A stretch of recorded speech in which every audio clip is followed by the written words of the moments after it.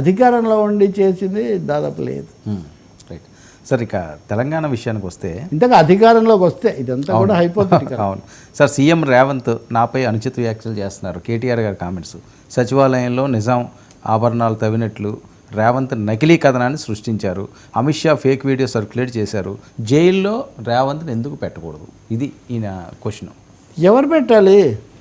ఆయన ఒకవేళ అన్ని ఆధారాలు అవన్నీ ఉంటే ఆయన కోర్టులో ఆ మీద కేసు వేయచ్చు. నా మీద పరువు నష్టం కేసులు రకరకాలుగా వేస్తుంటారు కదా, దానికి ఏముంది? అందులో ఏమి ఇబ్బంది లేదు.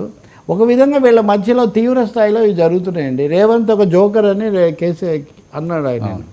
జోకరు ఆయన. మరి ముఖ్యమంత్రి అంత ఒకరినొకరు ఈ తీవ్ర భాషలో ఎందుకు అనుకుంటున్నారు మనకు తెలియదు. ఇవన్నీ సచివాలయంలో తవ్వకం జరిగినట్టు ఇది హోమ్ సైన్స్ కాలేజీలోకి పోతుంది గుహ, దీంట్లో చాలా నడిచాయి, అప్పుడు కథలు నడిచాయి. కానీ అవన్నీ ద్వారా నిజంగా డబ్బులు దొరికాయి లేదా అవన్నీ అప్పుడేమీ బయటికి రాలేదు. అది నిజం కూడా కాకపోవచ్చు, ఊహాగానాలు చాలా ఉంటాయి. కానీ బట్ బిట్టర్ స్ట్రగుల్, తీవ్ర పోరాటం అయితే రెండు పార్టీల మధ్య నడుస్తూ ఉంది.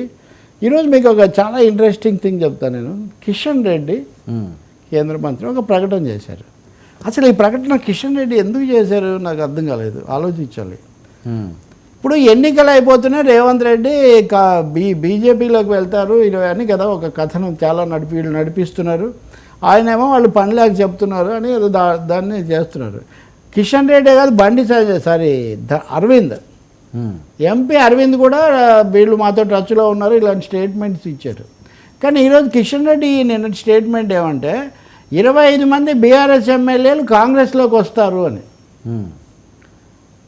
అంటే ఈ రెండు ఇప్పుడు బీఆర్ఎస్ ఎమ్మెల్యేలు 25 మంది రేవంత్ పార్టీలోకి వస్తే రేవంత్ రెడ్డి బీజేపీలోకి పోవడం అనే ప్రశ్న ఉత్పన్నం ఎందుకు పోతాడు?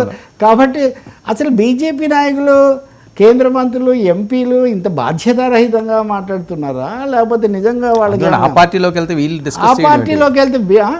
ఈయనకి అవసరం లేదు కదా? ఈయనకు అవసరం ఉంది. కాంగ్రెస్ బలోపేతం అవుతుంది, రేవంత్కు శక్తి వస్తుంది అని చెప్పదా? 25 మంది అంటే అది కూడా 25 మంది వస్తున్నారని. ఇవన్నీ చాలా ఒకటి అనుకుంటున్నా నేను. ఇప్పుడు ఈ ఎమ్మెల్సీ ఎన్నికలు జరుగుతాయి. చాలా ఆసక్తికరమైన అంటే 3 ఎమ్మెల్సీ అభ్యర్థులు గతంలో బీజేపీతో సంబంధం ఉన్నవాళ్ళే. అందులో లీస్ట్ సంబంధం ఉన్నవాడు తీర్మానం వాళ్ళన, ఆయన కాంగ్రెస్లోకి వచ్చాడు. రాకేష్ రెడ్డి బాగా మాతో ఇదిగా హోరాహోరీ పోరాడేవాడు, ఆయన బీఆర్ఎస్ తరఫున ఉన్నాడు. జేడీ లక్ష్మణ్ ఆయనకు మద్దతు ప్రకటించాడు. That again is an interesting. KTR నిన్న దాన్ని చదివి వినిపిస్తున్నారు. ప్రేమేందర్ రెడ్డి ఏమో ఎప్పటి నుంచో ఉన్నాడు, ఆయన వాళ్ళ ప్రధాన కార్యదర్శి, ఆయన ఎమ్మెల్సీ అభ్యర్థి. నేను అనుకుంటాను లోక్సభ ఎన్నికలు అయిన తర్వాత ఈ ఎన్నికలు ముఖ్యమైనవే. బుద్ధిజీవులు, ఉద్యోగులు కాస్త వీళ్ళు ఎటువైపు ఉన్నారని. దీంట్లో కాంగ్రెస్ గెలవడం అనేది కూడా రేవంత్కి చాలా అవసరం. ఆయన నిన్న చాలా ప్రచారం అది కూడా చేసి వచ్చారు. ఐ థింక్ కమ్యూనిస్టులు కూడా మళ్ళీ నన్ను బలపరుస్తున్నారు. ఐ థింక్ ఇమీడియట్గా ఇది ఉప ఎన్నిక, రాజేశ్వరరెడ్డి, పల్లా రాజేశ్వరరెడ్డి సీటు రాజీనామా వల్ల దీంట్లో మళ్ళీ గెలిస్తే తప్పకుండా కాంగ్రెస్ కొంచెం స్థిరత్వం వస్తుంది. రెండోది ఉద్యోగులు వీళ్ళందరూ ఇటే ఉన్నారన్న ఒక అభిప్రాయం కూడా వస్తుంది.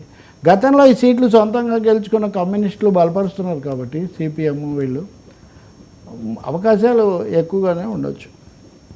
ఇది ఫైనల్ తర్వాత వచ్చిన చిరు ఫైనల్ అనుకోవచ్చు దీన్ని. సార్, ఇందులో ఒక్క విషయం, మీరు మల్లన్న విషయం తీసుకొచ్చారు కాబట్టి నాగేశ్వరరావు గారు దీని మీద బెటర్ పర్సనల్గా, నాగేశ్వర్ నాకు మంచి మిత్రుడు, మనం ఎన్నికలు అయిన తర్వాత మల్లన్నే మాట్లాడలేదు ఇంతవరకు దాని మీద. You leave it. నాగేశ్వర్ గారు కూడా వామపక్షాలు ఈ ప్రజా సంఘాల మద్దతు ఎమ్మెల్సీ అయిన వారే మనకందరికీ సవాల్ విసురుతున్నారు. నేను సవాళ్ళ గురించి నేను ఇప్పుడే మాట్లాడను. Let me wait. ఈ ఎన్నికల్లో లౌకిక శక్తులు గెలవాలి.